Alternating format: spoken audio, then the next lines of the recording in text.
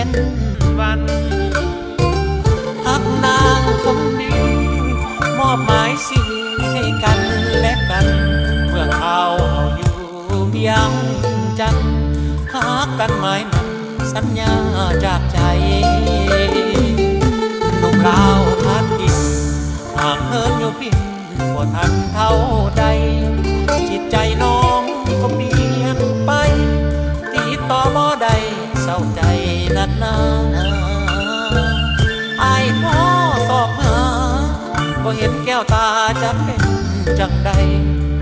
หรือว่าน้องไม่มีแฟนใหม่จึงปล่อยให้อายละทนเดียวได้สิเก็บจังใดน้องจุดสิติดต่อเจ้าได้ลืมอายละบ่นาน้องเอ๋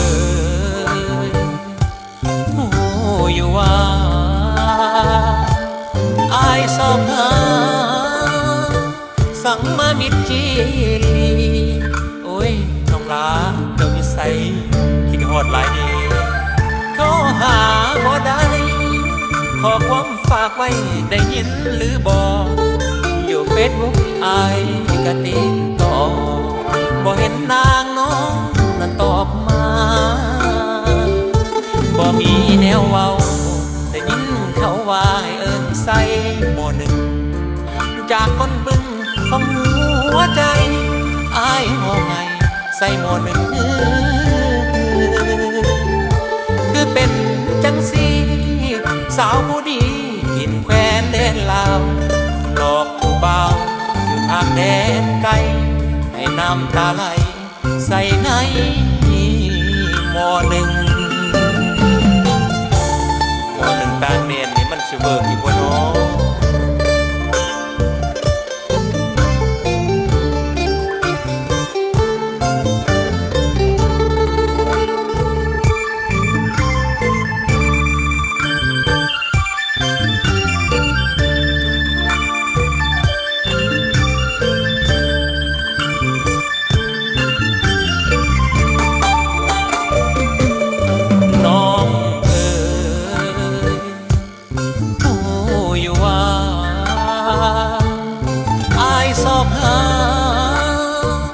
สั่งมามิดจีโอ้ยน้องลาเจ้าอยู่ใสคิดฮอดหลายดีโทรหาบ่ได้ขอความฝากไว้ได้ยินหรือบ่อยู่เฟซบุ๊กอายก็ติดต่อ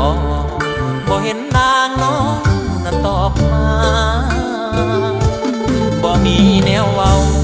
ได้ยินเขาว่าให้เอิ้นใส่หม้อหนึ่งจากคนพึ่งของหัวใจอายห่อไงใส่หม้อหนึ่งคือเป็นจังสีสาวผู้ดีกินแฟนแดนลาวหลอกผู้เบาอยู่ทางแดนไกลให้น้ำตาไหลใส่ในหม้อหนึ่ง